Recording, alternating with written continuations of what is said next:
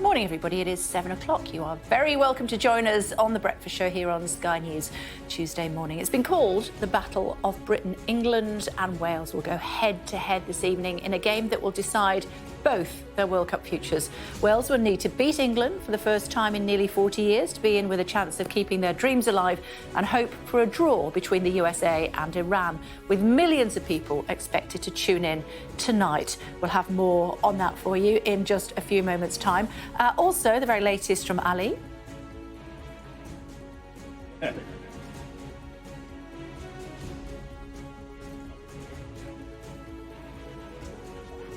Yeah, it was a derby. Good morning from the World Cup in Qatar. The big match is just 12 hours away. We'll be speaking to some England and Welsh fans ahead of the showdown later tonight. The golden era is over. Rishi Sunak signals a new approach to China and criticises Beijing's crackdown on anti-lockdown protesters. An uneasy quiet here in Shanghai as police came out in force at the protest hotspots.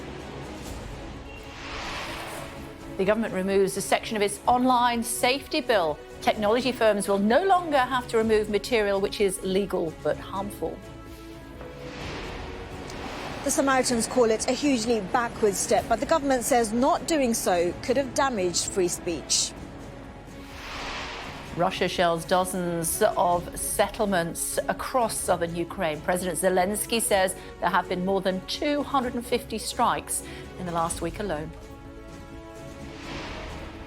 And I'll bring you the latest from the capital, Kyiv, as the president warns of more dark days ahead, saying the airstrikes will continue until Moscow runs out of missiles. Concerns about the cost of Christmas, with a new report suggesting nearly 1 in 5 of us will be using a food bag this festive period. Hawaii's Big Island shakes as the world's largest active volcano erupts for the first time in nearly 4 decades.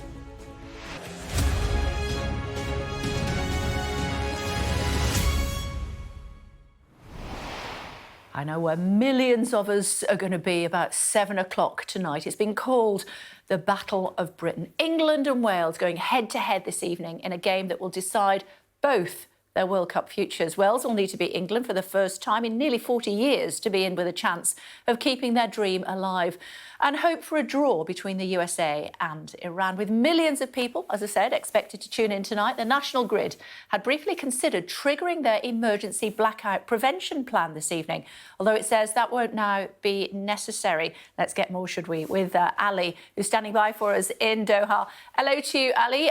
So who's going to win? Good morning. It's just gone 10 a.m. here in Qatar, 7 a.m. in the UK. In 12 hours' time, the fixture will have just kicked off. Millions, as you say, will be watching back home in the UK, but also thousands of fans from both sides who have made the trip over here to Qatar to watch the match. And we're joined by 4 of them now. I won't give you my predictions yet, Kay, for the match, but we'll get it from these 4. Hayden and Luke are both English fans, and Jalal and Tamjid are both Welsh fans. So let's start with you guys first, because you've, let's be honest, got the tougher ask tonight. You've watched all the Wales matches so far. How's it gone? How's the tournament been for you? It's not what we expected. I think the first game, the nerves got the better of us. But then the second half, we kind of found our feet, and we're unlucky not to get the win. Against Iran, I think, a 1 o'clock kickoff, it played to Iran's advantage. We looked a bit lethargic. But against England today, obviously it's a must-win. We have to go. We're going to go for a 2-0 win, and hopefully USA draw with Iran, and we both go through. It's kind of gloves off tonight, isn't it? But then you got, there's nothing for Wales to lose. There's huge support, and it's a big tournament. So, form goes out the window in many ways. Well, that's what we've got to hope. I mean, if we're taking form into consideration, we don't stand a chance tonight because let's be honest, we've not had a great tournament so far. But I mean, like you said, we hope form goes out the window. It's a derby at the end of the day, and it's something that we're going to try and make sure that we get the 3 points. And unlike Jalal, I don't want to see a draw for USA and Iran. I'd like to see USA win, so only Wales goes through. Hayden, Luke, on paper, it should be straightforward for England. Yeah, I mean, it's the local derby. Wales, I mean, they probably see it as a bigger rivalry than we do. But I think we've got the best chance. We've just got to go out like we did against Iran. I mean, the USA game, we weren't good enough. We were pretty boring. But I think if we show up like we did against Iran, then it shouldn't be easy games today. Would you like to see Southgate make a few changes? He's under a lot of pressure to perhaps rest a few players. I'm fine with the starting lineup starting the same. If we start like we did in that Iran game, that was a dream. It was like a dream come true. I think everyone's frustration with the USA game wasn't necessarily the way we started. It's that we didn't change it when things weren't working. And that was a bit frustrating to see. Even just changing one person, two person, could bring on that energy. And you know what? That first half, when it wasn't great, then we came out at the start of the second half and we were under the cosh for 15 minutes. I just couldn't believe that we still weren't making changes, just conceding corner after corner after corner. And then he slowly drip-fed those changes on. I found that so frustrating. So hopefully, even if we start like we did against USA again, he makes changes a little bit earlier. That'd be my hope anyway. Just changing tack slightly, you guys both live out here. You're English, but you live in Qatar. How's it been? How have you found the tournament? I think it's been great. I think it really has been really good. Everything they've set up for the World Cup specifically has been spot on. All the fan festivals, all the stuff going along on the Corniche, all the stadiums as well, everything around there has been great. OK, very quickly, I'll go through you one by one. Score predictions for tonight. 3-1, England. 2-0. And the Welsh side of things? 2-0 Wales. You've already given me yours. 1-0 to Wales. OK, fantastic. OK, a couple of statistics from me. England-Wales first met in 1879. It was a 2-1 win to England. Today will be their 103rd meeting. The only time that they've met in a tournament is Euro 2016. England won, but Wales were the side that progressed through to the last 16. So, you know, anything could happen tonight. We'll wait and see. 12 hours, as I say, until kick-off. Okay, looking at other stuff for you. A pitch invader briefly stole the show during last night's Portugal-Uruguay match. He ran onto the field waving a rainbow flag before being removed by security. His shirt read "Save Ukraine" on the front and "Respect for Iranian women" on the back. He's been identified as Mario Ferri, a football player from Italy who has a reputation for pitch protests. Of course, we'll bring you more on what's happening in Qatar throughout the course of the programme. I'm sure you'll be watching the game tonight, and I'm sure you've got your views on who you would like to win. You can tweet us if you would like to at @KBurley. Use the hashtag #KBurley. Share it with some of our viewers later on. Meantime, let's tell you about Rishi Sunak. He says the golden era between the UK and China is over, and he's called for a new approach to the Chinese government. The Prime Minister also criticised Beijing's response to recent protests, saying instead of listening to their demands, Beijing chose to crack down further. The wave of demonstrations against the country's strict COVID measures have created a challenge to the Chinese Communist Party, not seen since the Tiananmen Square crackdown. Now, let's be clear, the so-called golden era is over, along with the naive idea that trade would automatically lead to social and political reform. But nor should we rely on simplistic Cold War rhetoric. We recognise China poses a systemic challenge to our values and interests, a challenge that grows more acute as it moves towards even greater authoritarianism. Instead of listening to their people's protests, the Chinese government has chosen to crack down further. Well, updating us throughout the course of the week was Helen Ann. She's with us now in Shanghai. Hello to you, Helen Ann. When you spoke to us yesterday morning, you said it was very tense there. What's it like now?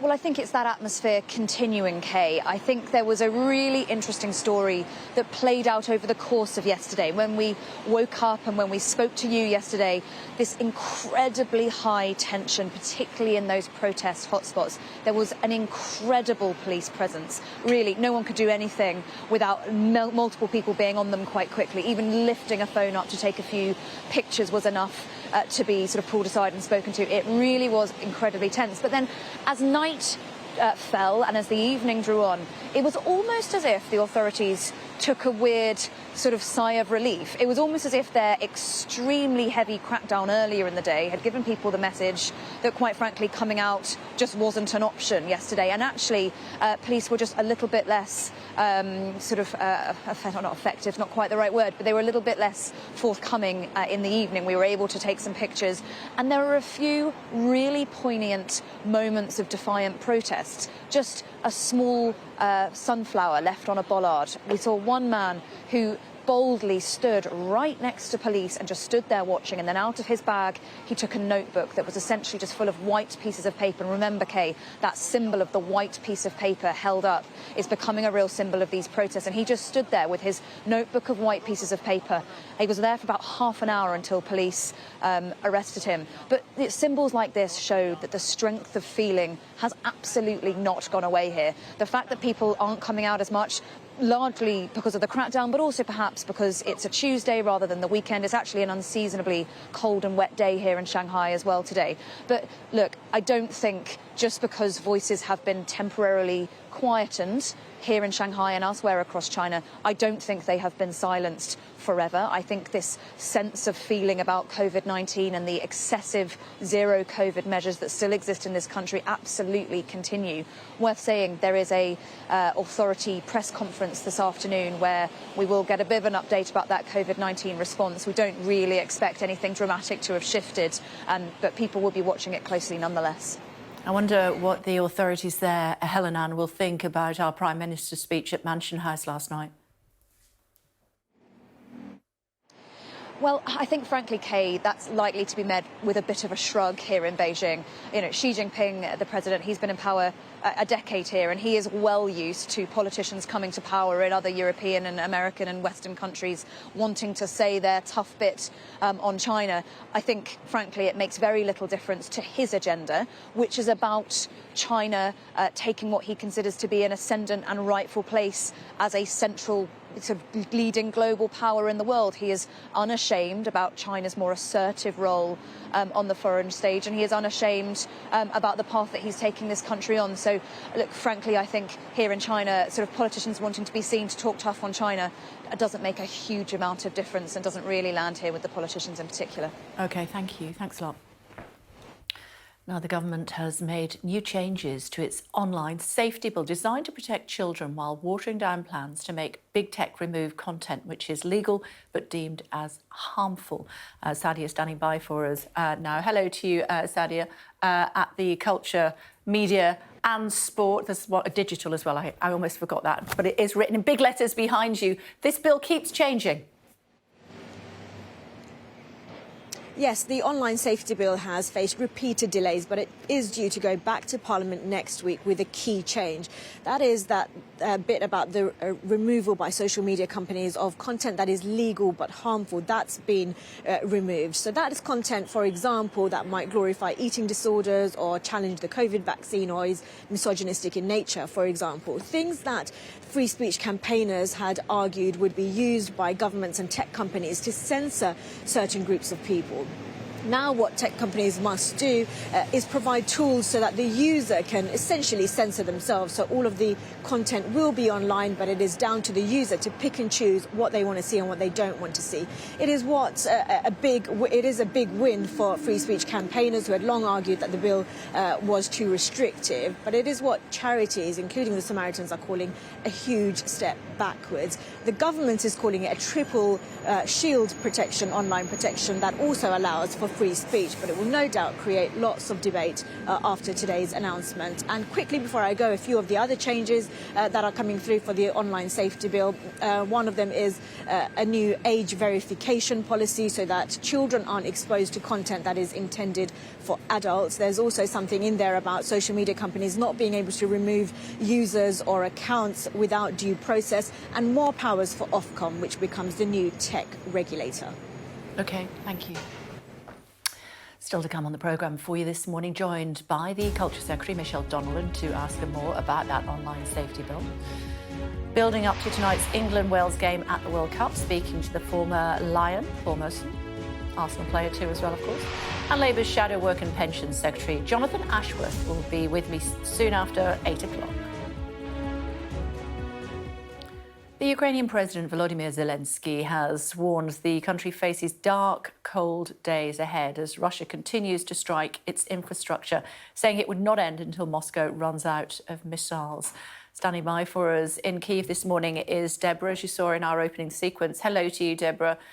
He's preparing the nation for a challenging winter. He is, and he did make those remarks over the weekend about the threat of new strikes, including here in the capital. It's been a relatively new tactic by Russia, failing to make ground on the battlefield, turning people's homes into a new front line by targeting his missiles against Ukraine's power and water supplies. It's been happening in these waves of strikes over recent weeks. It seems to be almost once a week these strikes come. It's very notable being back in the capital since I was last here back in late August. And previously, you'd have every day, 2 or 3 times a day, these air raid sirens going off, warnings of new Russian missile attacks. And I've been here since Friday. We haven't heard a single air raid siren. And I've been told it's because now the Russians are far more targeted in when they're using their missiles, and instead of maybe sending a few at a time, they send a huge number at a time because they're trying to get through Ukraine's increasingly effective air defence systems. And so, yes, here in the capital, officials have been working very hard to restore power and water supplies for people. But at the same time they're doing that, they know that another missile strike is expected. And it's a horrendous way to live. We went to, just one last point, these invincibility points that are being put up around the city to enable people to get some heat, to get some power for their mobile phones, to get a hot drink when they're sitting in their own homes without power, when it's freezing cold. Many people here are young children, it's the very elderly, and it's a desperate situation. Some of them can't leave to somewhere safer. They don't want to leave, they want to stay here. But it really is a new battlefront for people to have to endure. First Lady here in the United Kingdom at the moment. We saw her on the steps of Downing Street actually yesterday, the Christmas tree lights being lit up. She was with our own First Lady. She talked earlier on in the day about rape being used as a tool of war by Russia. Yes, it's another horrific dimension of this war, as with many wars, unfortunately. People being targeted, Russian troops accused of raping women, men, even children. And these crimes are emerging as Ukrainian forces are able to liberate areas. And then people feel as though they are able to come out and speak. And it really is an area, a horrendous crime in this war that, as you say, the First Lady is keen to highlight. And of course, efforts underway, the prosecution service here in Ukraine, with help from the international community, trying to gather the evidence to be able to hold those responsible to justice. That is really key. Yes, they are fighting this war. Yes, they're determined to win. But at the end of that, they want to ensure that those that committed these crimes, these horrific crimes, are held to account. OK. Pranav, thank you. Thanks very much indeed. And we'll be speaking to the Deputy First Minister coming up. And also we'll be talking actually to Julia. And that will be around about 9:20. And a reminder tonight that we have a special documentary that is Putin's Obsession, the Fight for Ukraine. That's at 7 p.m. here on Sky News.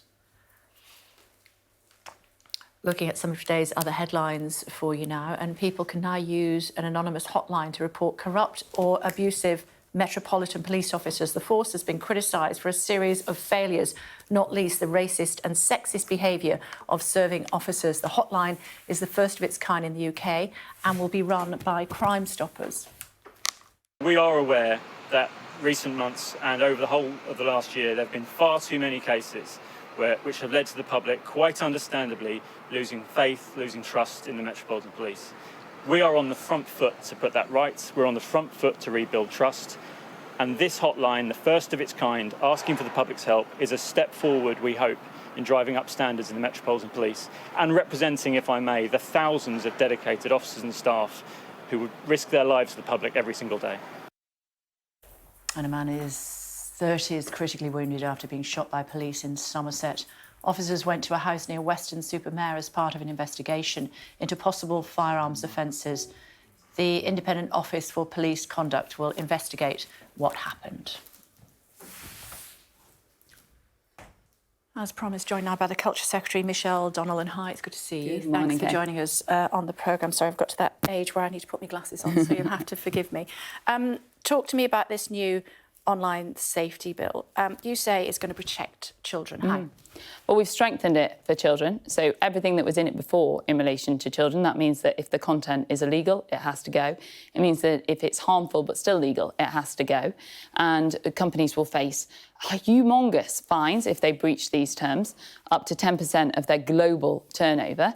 The ways that we've strengthened it, that I've done, are we're making sure that they have to adhere to their age restrictions. We know they all set 13 as an age, but we know that they don't enforce it. So you get 10-year-olds, 11-year-olds, 12-year-olds on those platforms.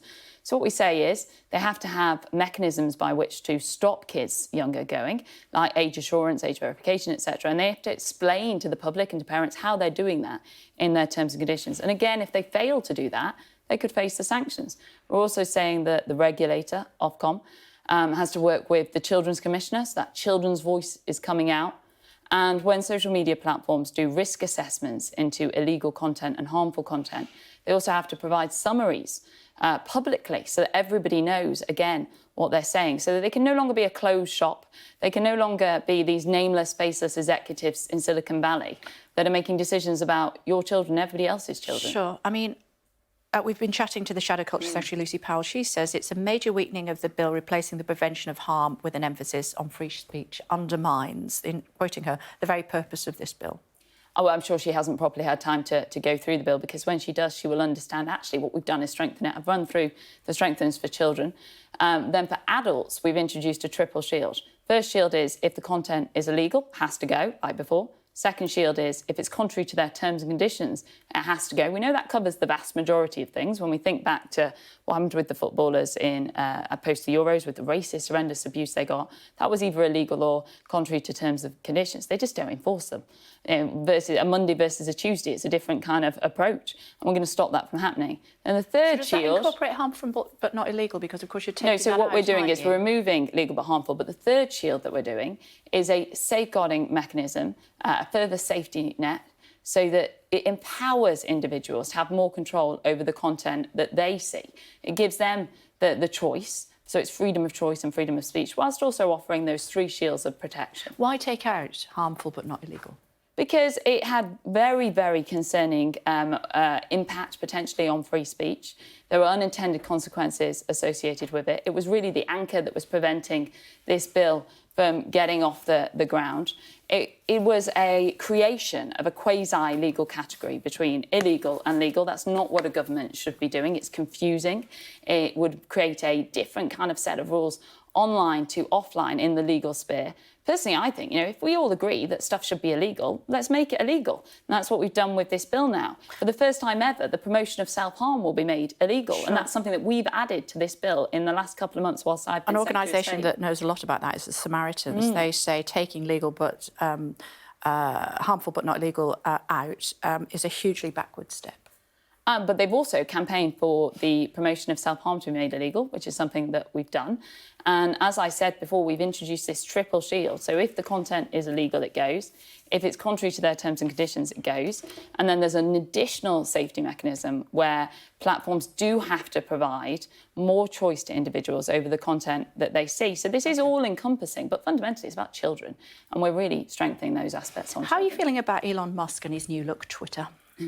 Well, look, he's an individual that's purchased a private business, but it's important that we have those safeguard mechanisms around it. So no matter what direction he wants to take Twitter in, we will have this triple shield in place for adults, and he will have to adhere to the new rules for children to safeguard them. Yeah, what do you think about some of the choice characters that he's allowing back on Twitter? Again, that is a decision for him. I do believe in free speech. I passionately believe it is the cornerstone of our democracy. But I also believe in freedom of choice, which is why we've added that safeguard mechanism, so you will have more choice over the content that you see. I believe that people shouldn't be subjected to illegal content. And I believe that if a company is going to say that they're going to do something, they should actually do it. And they shouldn't be conning people with terms and conditions that aren't actually then enforced. It's a big day today, as you know, for both England and Wales fans. As we know, one of your ministers, Stuart Andrew, the sports minister, openly gay, he's going to Qatar. He's wearing his One Love armband, he says. Do you support him in that? 100%. I support the campaign behind that and the sentiment behind the One Love armband, and I believe in us being able to stand up for our values, and I'm proud that he's going to wear that today. Would you wear one if you went? Yes, I think I would, actually. OK, I'm only asking because Tony Blair has said we shouldn't be pushing Qatar too far because they invest very heavily in the UK. I've been doing a bit of research on that with the team this morning. They own Harrods, the Shard, the Savoy, 20% stake in Heathrow, 14% stake in Sainsbury's. We don't really want to upset them. Well, I mean, I think that this is not about pushing them. This is about standing up for your own values and your country's values. I fully backed the English and the Welsh teams' desire to wear the bands too. Obviously, they were curtailed from doing that because they would have faced very punitive sports sanctions. But you know, it's imperative that we use our voice, that we stand up for our values, not just in the UK, but on the global stage. OK, given that, golden era of relations with China is over, says Rishi Sunak yesterday. Is China a threat or a challenge these days? Because he described it as a challenge last night. In the summer, when I interviewed him, he talked about it as a threat. I think we can get a little bit hung up on the semantics here, but what he said last night was it does present strategic challenges, and he talked about the fact that we've got to have our eyes open. We can't forget the fact or underestimate the fact that they're a massive global player and that we do need to engage with them. But at the same time, we've got to do that, as I say, with our eyes open. They do present strategic challenges, and we will be updating the integrated review in the spring. Yeah, so we don't need to see them as a threat, though. Well, as he said last night, they're a strategic challenge. But he said it was a threat in the summer. Well, I think we're a little bit talking of semantics here. Threat, challenge. I mean, they're very similar language. I don't think we should get paid too much on the Prime Minister's choice of phrase. You know, he did a very detailed speech last night where he outlined his position. I see some of my colleagues as a challenge, but I don't see them as a threat.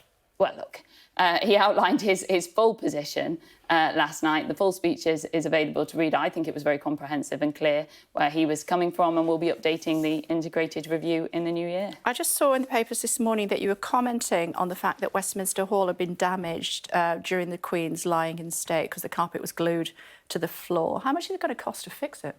I don't think we have a figure at the moment, but obviously we did everything we could to make sure that people were able to pay their respects and mourn the Queen, and it was very successful in that fact.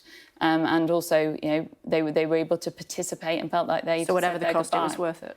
Well, no, I wouldn't say that, but I don't think anybody's questioning whether people should have had the opportunity to see the Queen. Yeah, but don't come along with Gorilla Glue and stick down the carpet.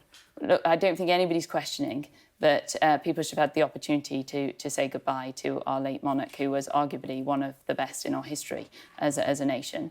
Any damage will of course be covered, and I'm sure that we can come back to you with the exact figures. OK, I'm sure other glue companies are available. Just to be. It's good to see you. Thanks very much indeed. Thanks a lot. Bear with us 1 second. Thanks a lot.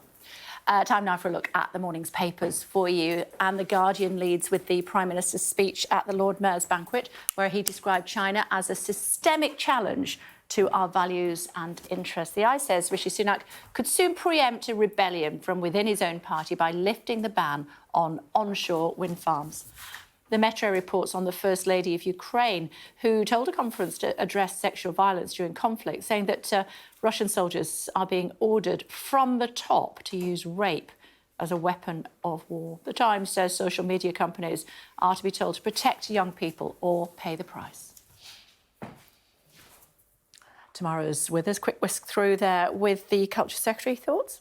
That's right. So the online harms bill, it's been a 4-year battle to get these laws to protect children and protect adults online to Parliament. Still not happened yet, but Michelle Donnellan, the Culture Secretary, thinks that she can do it by taking out some wording that has proved very controversial. Legal but harmful. The idea that there is content out there promoting self-harm, promoting eating disorders, promoting misogyny, for example, that is harmful but is not actually illegal. Now, a lot of MPs said this was going too far. She said to you there that there were concerning effects on free speech. Therefore, she's taken out that wording, but she says she's toughening it up in a number of other ways. And the plan is that this comes back to Parliament next week, that wording having been taken out, and the government manages to make it law, she hopes, by the summer of next year. Now, campaigners and the Labour Party say this is watered down, that she's taken out some of the key things in there which protect people, and that therefore she's then had to bow to her critics.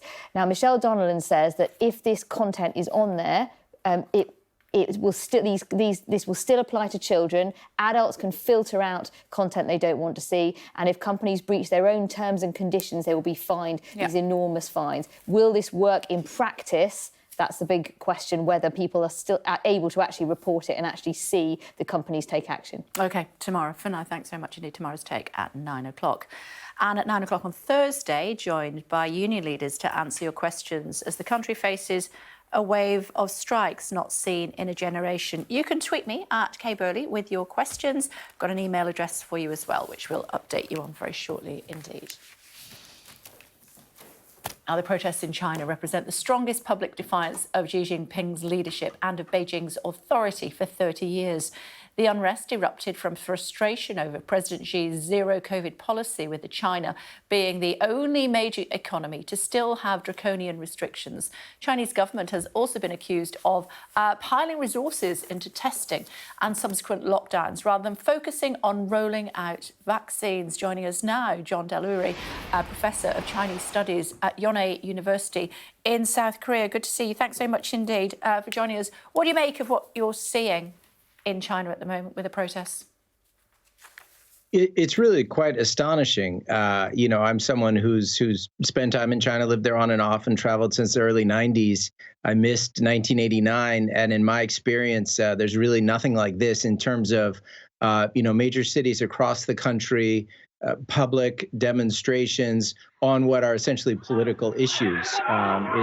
It's just nothing in recent memory. So we're all trying to process, understand exactly where this came from and where it's going. Obviously, the COVID policy is the primary focal point of it. But if you listen to the slogans that are being used by students on campus and also, just on street corners, it's getting into political stuff. I mean, the main phrase you hear is "we want freedom," which goes beyond just the lockdown. It raises broader political questions.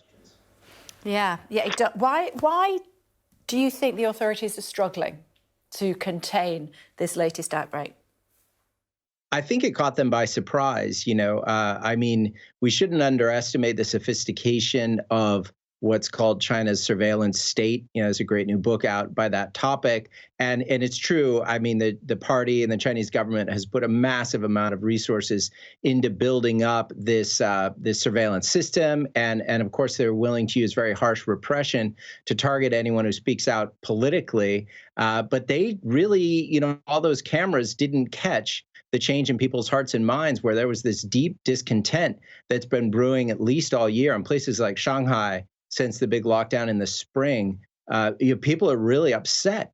I think part of it is that Xi Jinping and the elites in the party were so fixated on their recent party congress, they were paying attention to all the power games at the top and trying to make that a seamless transition into his third 5-year term in power. I think they weren't paying attention to the street, and just how upset people are. So from the look of it, I think they were caught off guard. The public security looks like they were caught off guard, didn't know quite how to handle it. Now they'll be, now that the immediate protests have cooled off, they'll be trying to move in, and we'll see what they do next. But I don't think they saw this coming any more than most outside experts did.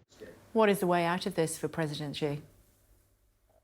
Well, he's facing some very difficult calls because he is closely associated with this harsh lockdown policy. So if he loosens the policy, he's going to have to do it in a face-saving manner. Their system's pretty good at that too. So I think that we could see them start to move in that direction. They've got public health problems, though, because by most estimates, especially the older population, is not sufficiently vaccinated. So they could face a real epidemiological problem that other countries are less worried about as we've, reached a certain degree, not of herd immunity, but so many of us getting COVID by now, which is not the case in China. So he's got very hard, and the party has very hard decisions to make just on the policy question of loosening COVID. But beyond that, in terms of his basic legitimacy, this is not what he wanted at the beginning of a third term. And it suggests that there's some pretty deep discontent in his country. So if he's a smart politician, he's also going to have to do work to essentially restore some public faith in his leadership. And whether he's capable of that is very much an open question. And more generally, what is the crackdown doing for the reputation of China on the world stage? Well, look, if you review public opinion polls from where you are in the UK to where I sit in South Korea, I mean, just about globally, we've seen this steady slide in terms of how publics feel about China, what they're seeing coming out of the Chinese government, I should say, in particular.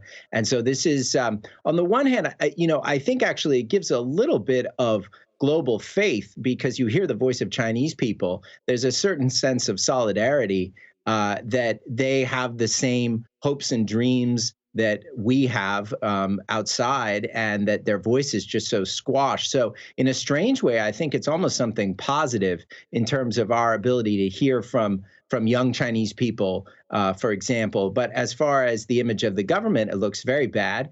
And now we're mostly expecting, the state to kind of loudly or quietly start to crack down. And if they pursue that path, that's going to be yet more of a negative impression that it leaves on the world. OK, Professor, good to talk to you. Thank you. Thank you. I want to stick with China, and our data and forensics correspondent, that's Tom Cheshire, used to be in China, as you know, has been looking at what's driving the COVID crisis and the lockdowns in the country. The Chinese Communist Party has boxed itself into a dilemma. People want an end to draconian zero-COVID restrictions, but easing those restrictions could lead to a wave of deaths because the country is simply not prepared. COVID zero started nearly 3 years ago in Wuhan in January 2020. Sky News was there on the ground. There's a bit of confusion, as you might expect, given this shutdown announcement came in the middle of the night. We know the train station and the airport, they're both closed. We're not sure about the roads. We've seen reports that they are being blocked by police, so we're going to try and find a way out of Wuhan. The idea that lockdowns would still be happening 3 years later would have been extraordinary. But in the early stages of the pandemic, it worked. China's death rate has been low throughout. You can barely see it on this graph, especially when you compare it to the UK and the US with a lot more deaths. So zero COVID bought time, but China didn't use it well. Instead of using it to vaccinate, to improve its medical system, it poured vast resources into testing like this and into lockdowns.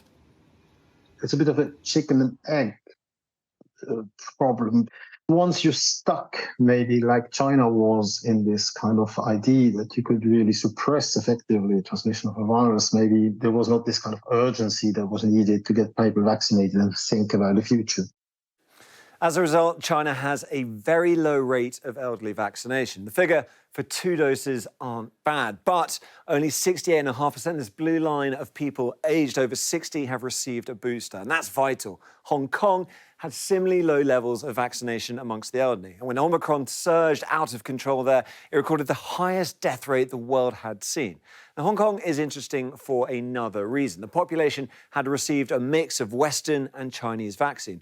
There's been doubts about the effectiveness of Chinese vaccines. And one study showed that 2 doses of BioNTech or Pfizer were much more effective than CoronaVac, the Chinese vaccine, against severe illness and death. But 3 doses of either vaccine were just as effective as each other. So the problem isn't the type of vaccine, it's that not enough people had had it. And there's another issue for China, an underdeveloped healthcare system. This is the number of intensive care beds per person in various countries. And China is all the way down this league table with just 3.6 beds per 100,000 people. As a result of that, Experts have predicted that an unchecked spread would simply overwhelm China's healthcare system. There'll be nearly 3 million admissions to intensive care and more than 1.5 million deaths. Now, all of those problems might be fixed with the political will. But China has trumpeted its zero-COVID policy as proof of the superiority of its system compared to other countries. The problem is that Chinese people are looking at other countries and thinking that life there seems a lot better. Prime Minister talking about China last night, actually, at Mansion House. We'll bring that to you in more detail later on. You can check it out, of course, online as well as skynews.com, and check out our Twitter feed as well. World's largest active volcano has been erupting in Hawaii. It's the first time in nearly 4 decades that Mauna Loa has erupted. Mauna Loa has been started to erupt for the first time, as I said, in nearly 4 decades. The words are like I say twice. Footage shows the sky seemingly turning red above the volcano. It last erupted in 1984. Time now for a look through some of the photos that have caught our eye this morning. Meet Morag. She's the new southern white rhino calf at a safari park near Stirling. She's just 6 weeks old and is already here having her weigh in as one of the park's keepers gives her a comforting rub. The difference between white and black rhinos is not the colour of the rhino, it's the shape of their mouth here. Every day is a school day. And it's beginning to look a bit like Christmas here in London. Trafalgar Square's Christmas tree has arrived all the way from Norway. It's a little on the droopy side for now. And if that doesn't take your fancy, how about this? A couture Christmas tree has been put up in the V&A Museum in London. Christmassy or creepy? I'm going B. Let me know what you think. Coming up, we'll speak to former England footballer and Arsenal player Paul Merson to get his take on the World Cup so far.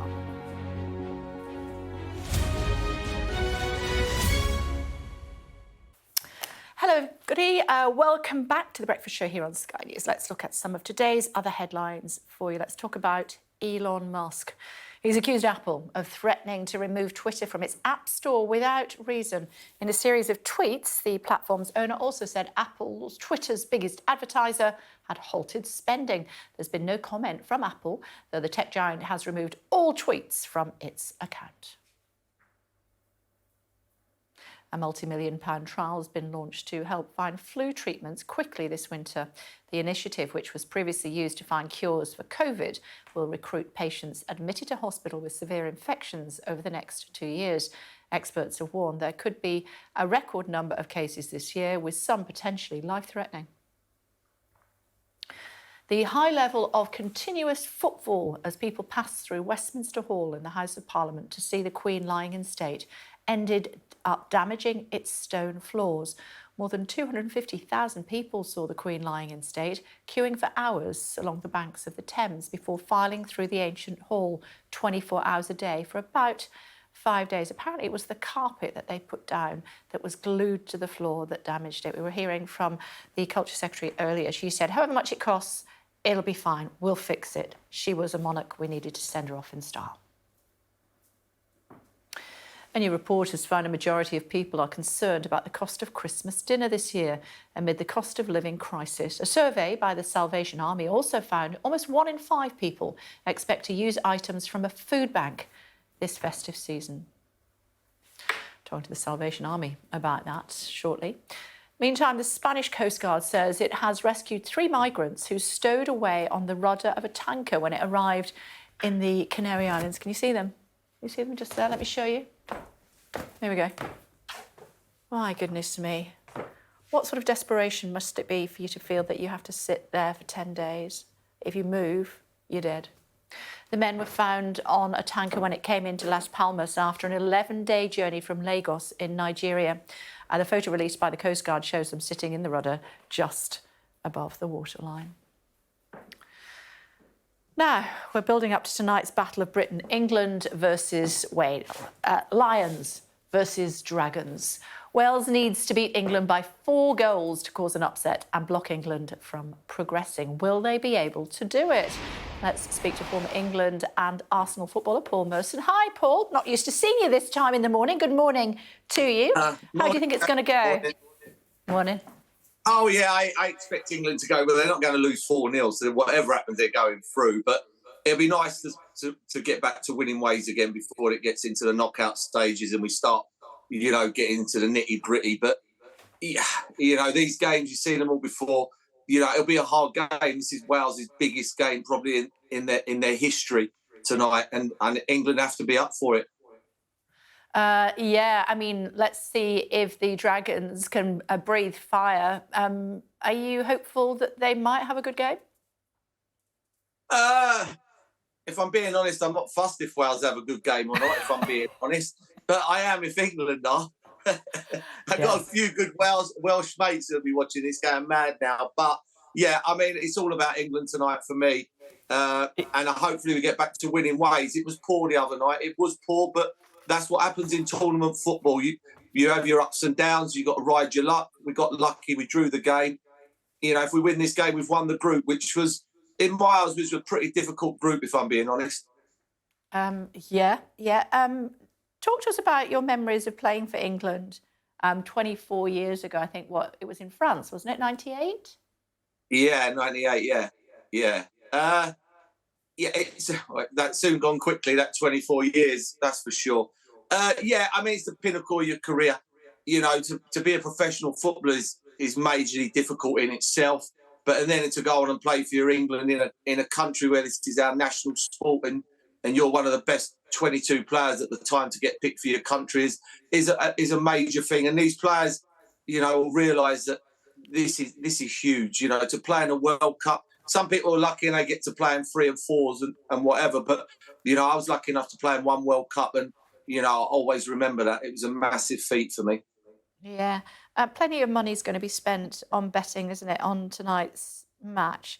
As someone who has openly struggled previously with gambling addiction, what's your advice for anybody who's thinking about betting on tonight's game? Yeah, there's a lot of people out there, Kate, who can bet normally. I'm not going. There is. It's like a lot of people can drink normally. So it's not about people who can do it for fun can do it for fun, but it's the people that struggle, who've got that compulsion of the obsession to gambling. It is important to be careful. Even it might be someone's first bet ever tonight. Who knows? It might be someone who goes, I'm going to have my first bet. It's England, Wales, and this is where it starts, and this is going to be the problem. It's an obsession. It's probably the worst. Well, it's my worst addiction out of the 3 that I've struggled with more than anything. You don't have to put anything in you, and there's lots of help out there. But it does start somewhere. People think, I won't be a compulsive gambler. I won't struggle with gambling. Who knows? It's that first bet. It's like the first drink. It's like the first drug, and that it's so important. There's a lot of help out there with Talk Ban Stop. And it's going from there. But with me, I struggle badly, and I wouldn't want to put anybody else in that position. What I had to go through. Paul, how do our viewers who might be in a similar, how do they stop a few bets getting out of hand? By nipping it in the bud early doors. It is hard. I mean, it's a time around, coming up to Christmas again with the World Cup at this time of the year. A big tournament like this. It's Christmas.